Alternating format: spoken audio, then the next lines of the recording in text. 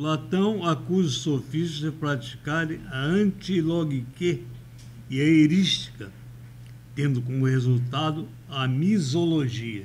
Esses termos serão explicados. A isso ele contrapõe a dialética.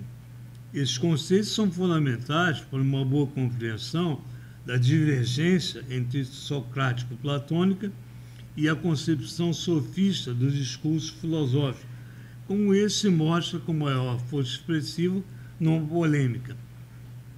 Temos, portanto, esclarecer esses conceitos. Platão usa os substantivos erística e antilogique, bem como os adjetivos eristikoi e antilogikoi, para se referir aos mesmos procedimentos e aos mesmos agentes discursivos. Tradicionalmente, os referidos substantivos costumam ser usados como sinônimo, mas pensamos que é perfeitamente cabível apontar uma diferença de sentido. Erística é derivado de eris, cujo sentido primário é luta corporal e sentido derivado, luta verbal. Observa-se aí, portanto, o deslocamento do sentido semelhante ao de polemos, embate armado, e por extensão, polêmica, embate verbal. É por isso mesmo que, às vezes, algumas polêmicas começam com os sujeitos debatendo e acabam com eles se debatendo. Se o pensamento filosófico é essencialmente diálogo, é também essencialmente uma guerra de argumentos contra argumentos. Assim como os generais traçam estratégias militares, os filósofos traçam estratégias discursivas. Essas analogias, comparando a luta armada com a luta verbal, elas são extremamente elucidativas do rico universo platônico de imagens. E, conforme demonstraram Lakoff e Johnson, elas fazem parte do acervo da cultura ocidental. A Platão confere especial sentido ao uso de erística, entendido como busca da vitória em uma argumentação, ou arte que cultiva e fornece os meios adequados para a vitória em uma argumentação. Mas Platão considera que não faz parte da heurística a preocupação com a consistência dos argumentos e com a sua verdade substantiva. A vitória em uma polêmica pode ser perfeitamente alcançada sem quaisquer compromissos com a consistência e com a verdade. Às vezes é até mesmo mais fácil alcançá-la quando não são assumidos os referidos compromissos. Como vencer no debate sem precisar ter razão? É um título extremamente irônico de uma obra de Arthur Schopenhauer, em que ele mostra justamente isso. Segue-se daí que, para Platão, a heurística não é uma técnica de argumentação. Ela pode servir de diversas técnicas, desde que essas se mostrem apropriadas para a concepção da finalidade visada, que é o sucesso em um debate, ou ao menos a aparência desse sucesso.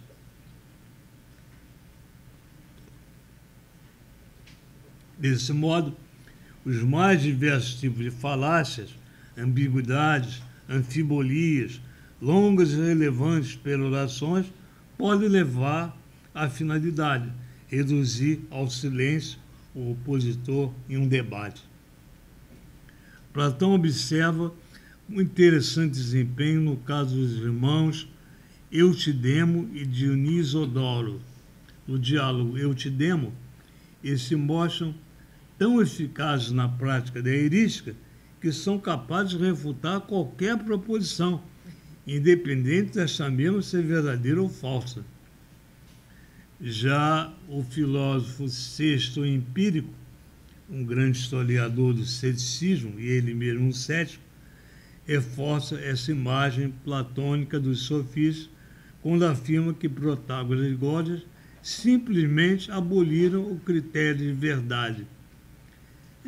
São mais ou menos parecidos com um certo filósofo contemporâneo chamado Antônio Gramsci, que disse que não há conhecimento.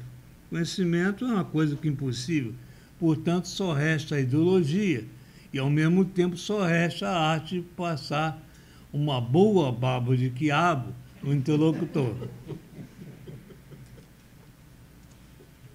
Diante disso, qualquer espírito racional adquire imediatamente o direito de pensar que a arte da persuasão serve-se tão somente da sedução verbal.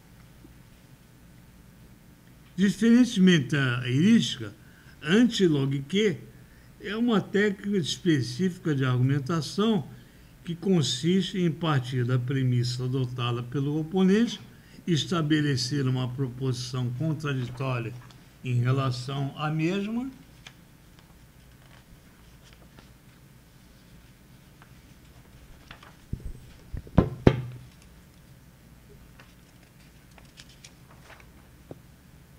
e encurralá-lo diante de um dilema: aceitar ambas as proposições ou abrir mão da sua premissa. Platão não confere grande importância ao método da antilogique. Antilogique é traduzido pela palavra antinomia ou contradição. Na República, ele recrimina severamente determinados jovens que se entregam à prática da antilogique como se fosse mero jogo ou diversão intelectual.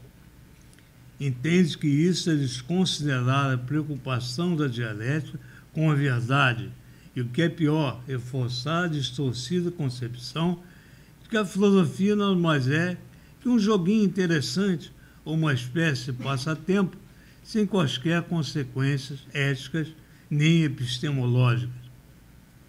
E, finalmente, a prática pode conduzir à misologia, algo muito comum hoje em dia, horror pela lógica ou pela argumentação racional. E. M. Cromie, um platonista inglês, entende que Platão ficou extremamente preocupado com os efeitos nocivos produzidos pela heurística, tal como praticado pelos sofistas, pois eles estavam levando a arte da argumentação a um profundo descrédito. A impressão causada no homem comum era de que a argumentação, por poder provar qualquer tese, não provava tese nenhuma. Desse modo, para que o raciocínio lógico fosse poupado desse referido descrédito, era imprescindível mostrar que só é possível provar que o círculo é quadrado, o dia é noite, o cheio é vazio, mediante raciocínio defeituoso que na realidade nada prova. De acordo ainda com Cromie, Platão não só tinha grande apreço pelo raciocínio hipotético-dedutivo, o evidenciado pelo seu grande interesse pelas demonstrações da geometria e sua dialética assentada em tentativas e erros, como também estava consciente de que se tratava de um poderoso instrumento, podendo ser empregado para fins benéficos ou maléficos. Cromie alega não dispor de suficiente evidência para sustentação do ponto de vista que Platão não considerava a demonstração geométrica como um tipo de persuasão, embora ele mesmo admita que algumas passagens, por exemplo, do Timeu, Platão faz uma clara distinção entre demonstrar e persuadir. Demonstrar estava mais para convencer do que para persuadir. E vamos ver que essas duas coisas são bastante distintas no pensamento socrático-platônico e também no aristotélico. Nesse sentido, ele antecipa a distinção feita posteriormente por Aristóteles entre convencer, que é conquistar a adesão mediante a apresentação de provas ou justificativas, e persuadir, conquistar a adesão mediante apelos de caráter psicológico. Daí a grande diferença entre as expressões ter motivos para acreditar, para aceitar uma proposição, e ter razões para acreditar ou aceitar uma proposição. Motivos são coisas de caráter psicológico e ter razões são coisas de caráter racional.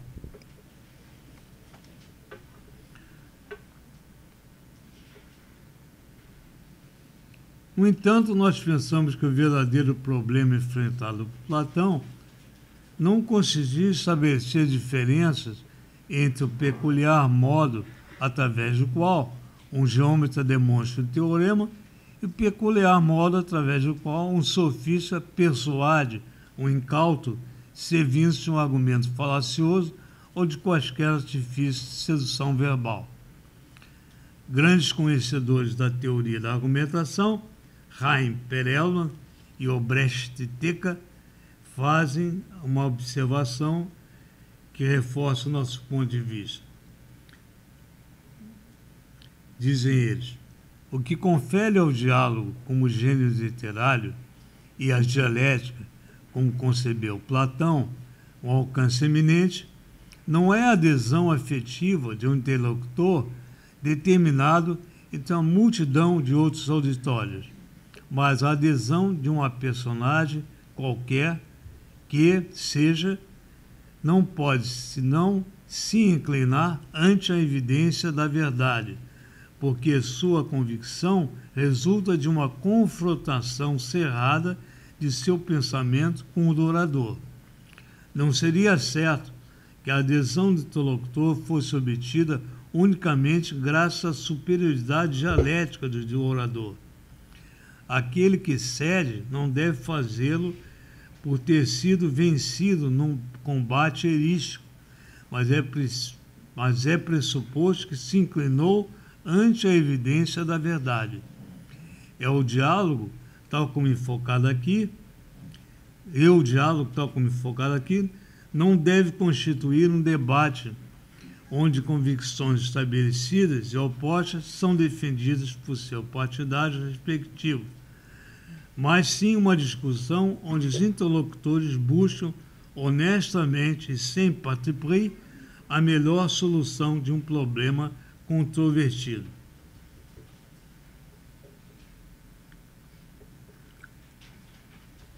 Admitida como relevante diferença essa diferença, cabe estabelecer uma outra entre debate filosófico e teses defendidas por advogados em um litígio, pois o primeiro tanto pode assumir a forma A quanto a forma B, ao passo que o segundo só pode assumir a forma B, pois os advogados não estão interessados em descobrir a solução para problema nenhum, porém defender da melhor maneira possível as partes que representam.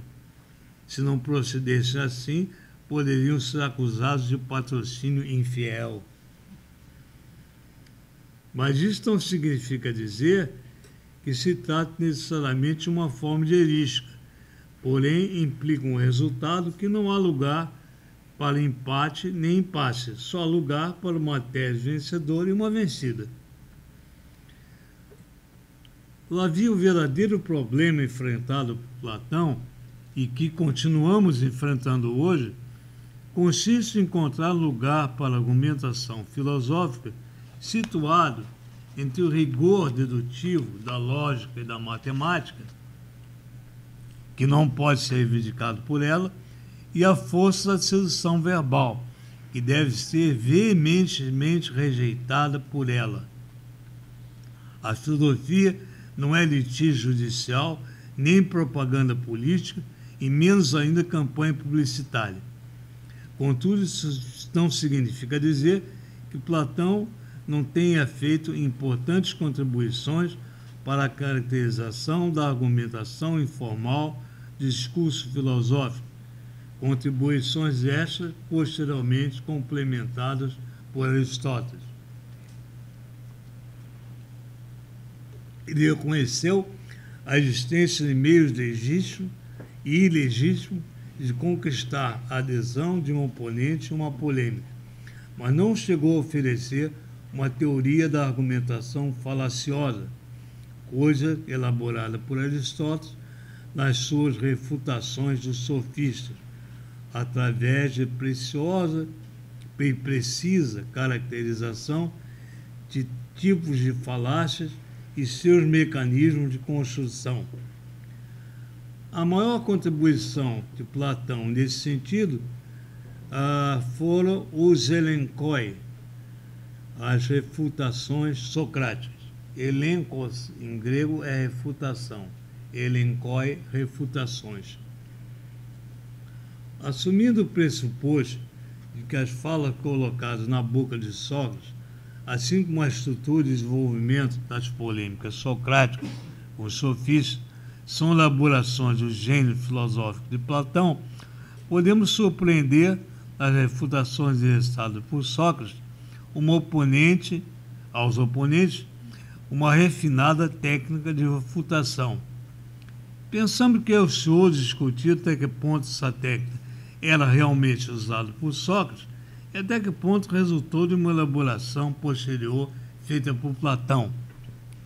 Consideramos ser mais proveitoso chamar a atenção para o aspecto que não há qualquer explicitação de princípios ou regras nos diálogos, porém a simples expressão das próprias refutações, ou seja, Sócrates é apresentado pondo em prática essa ou aquela refutação, mas não explicitando os princípios orientadores de seus desempenhos.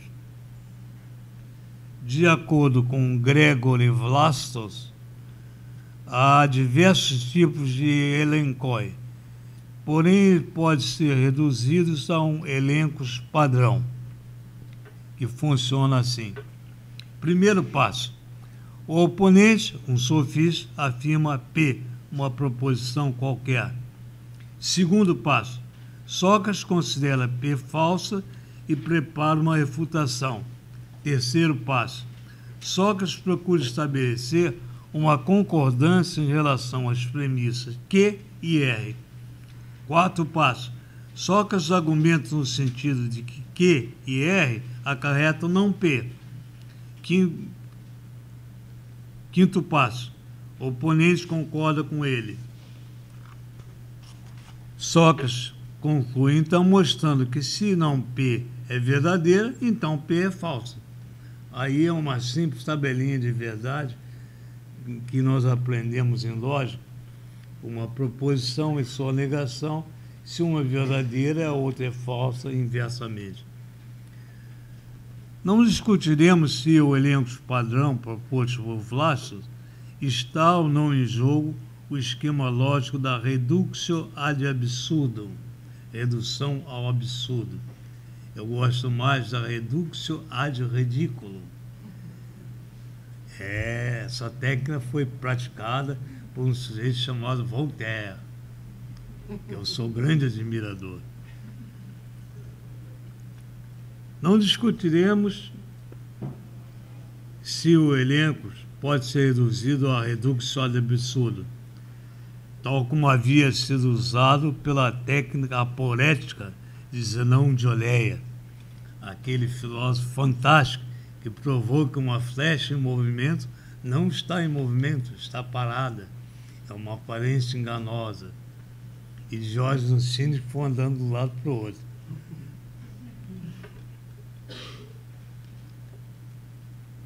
Pensamos ser mais oportuno chamar a atenção para o aspecto de que se trata de uma aplicação derivada do princípio de não contradição, e que este é o mais importante princípio a ser observado numa refutação em qualquer polêmica racional. Não há dúvida que ele foi fartamente empregado muito antes de ser devidamente explicitado, e coube a Aristóteles o inegável mérito de apresentar a primeira formulação juntamente com os princípios de identidade e do terceiro excluído, os 3 axiomas da lógica de Aristóteles, que são os mesmos da lógica matemática fundada por Russell e Whitehead, com seu livro Principia Mathematica. Eles se limitam a formalizar matematicamente, pela lógica matemática, os 3 axiomas da lógica aristotélica e os mantêm de pé. Palmas para Aristóteles. Aliás, um filósofo polonês chamado Lukasiewicz, ele fez o seguinte: mostrou que a lógica de Aristóteles é impecável, formalizou todinha em termos da lógica matemática. É evidente que ele não conhecia os símbolos, mas se expressava por palavras, mas chegou ao mesmo resultado como se expressasse por símbolos, que, aliás, é um erro pensar que a matemática e a lógica é um conjunto de símbolos, que símbolos nada mais fazem que substituir conceitos. Apenas eles facilitam as operações e, ao mesmo tempo, evitam a polissemia, vários sentidos, tem um sentido unívoco. Mas não devemos fazer uma idolatria dos símbolos, porque eles nada mais são que expressão de conceitos. O desenvolvimento da argumentação socrática deixa bastante claro que, como Sócrates se viu deste mesmo princípio, tendo como finalidade a refutação das teses encaminhadas por seus adversários. Sócrates não só esperava que seus oponentes nas polêmicas não violassem o princípio de não contradição, como também mantém firmemente o compromisso de não violá-lo. Isso significa dizer que ao menos uma regra de caráter objetivo, universal e impessoal, capaz de funcionar como um hábito, mediando as partes polemizantes, quer sejam representadas por litigantes numa corte judicial, quer o seja por filósofos numa controvérsia filosófica. Se, por exemplo, o testemunho colhido pela defesa ou pela acusação entre contradição dentro de um processo, passa a ser tomado como falso testemunho e não pode ser levado em consideração quando a elaboração de uma prova. Podemos até mesmo levantar a hipótese de que o próprio litígio judicial se viu por a filosofia como modelo de controvérsia racional. Estamos certos que Sócrates, Platão, Aristóteles, bem como uma longa tradição filosófica, acolheriam de bom grado essa hipótese.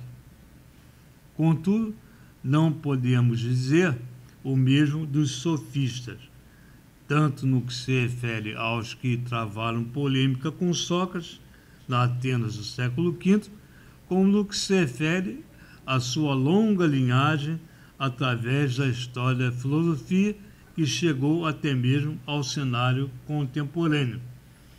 Como dizia o filósofo francês Henri Bergson, a filosofia tem também seus escribas e fariseus.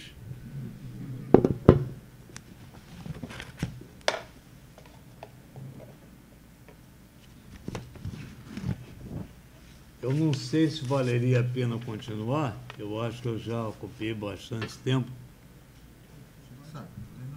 Não tem problema? Que ainda teria algumas coisas a dizer.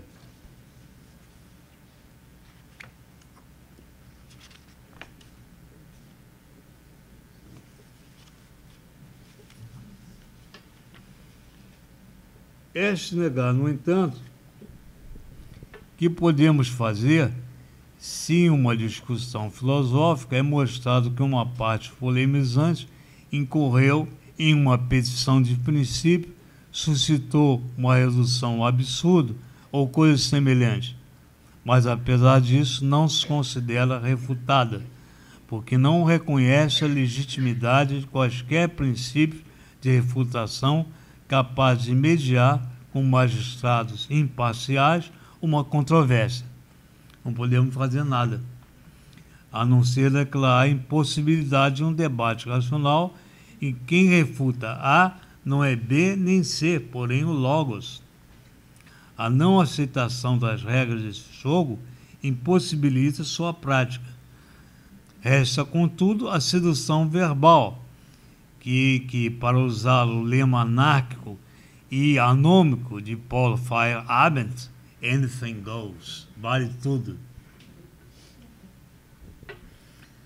Se objetivos justificam os meios, e se o objetivo consiste unicamente em conquistar a direção de um interlocutor, por que não recorrer a todo e qualquer meio, desde que esse se mostre eficiente para cumprir a meta almejada? Mas, se a conquista da adesão de interlocutor só é considerada válida mediante o emprego de uma argumentação racional submetida a regras de desempenho da polêmica, então os objetivos não justificam os meios e não há lugar para qualquer expediente investido de força persuasiva. A desconsideração dos sofistas pela regra do jogo está intimamente relacionada com sua visão semântica. Eles assumiram o pressuposto que a função referencial da linguagem não passava de uma grande ilusão produzida pela própria linguagem. A partir daí, não é de surpreender que estivesse abolido o critério de verdade, como observou o sexto empírico, mas particularmente que tivesse rejeitado o critério adotado por Sócrates, Platão e Aristóteles, o critério correspondentista de verdade. É preciso dizer que há várias teorias a respeito do critério de verdade. A teoria correspondentista da verdade, que começou com Platão e Aristóteles, é mantida até hoje por uns, embora haja controvérsias a respeito disso. Mas eu considero que é a teoria menos controversa. As outras são muito mais do que ela. E como eu sou adepto da lógica do menos ruim, eu fico com ela.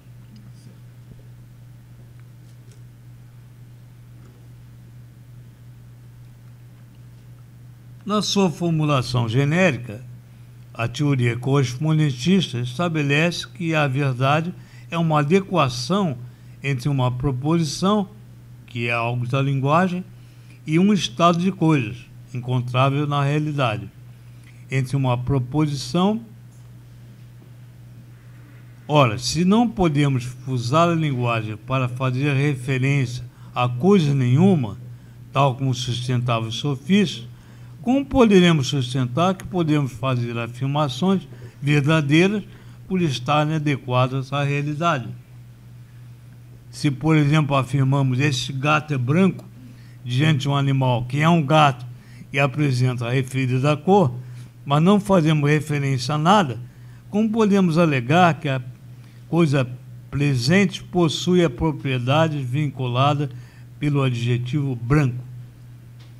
A rejeição da função referencial da verdade impossibilita a formulação do critério correspondentista de verdade.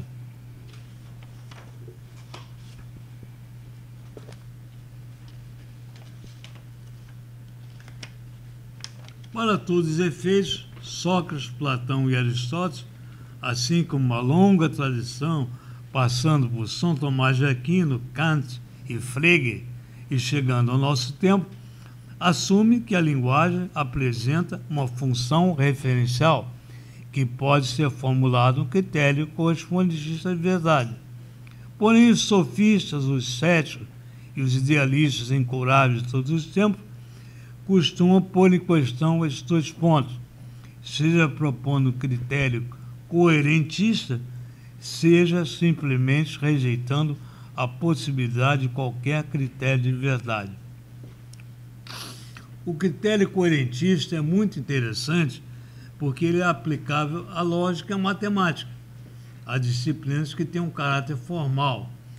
Mas, se coerência fosse uma condição suficiente e necessária, os mitos estariam todos de pé com a mais expressão da verdade, porque eles são coerentes.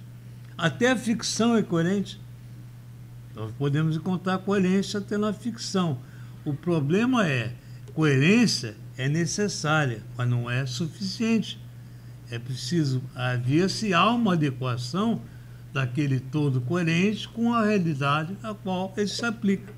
E se não há, nada feito. Não satisfez a condição de suficiência.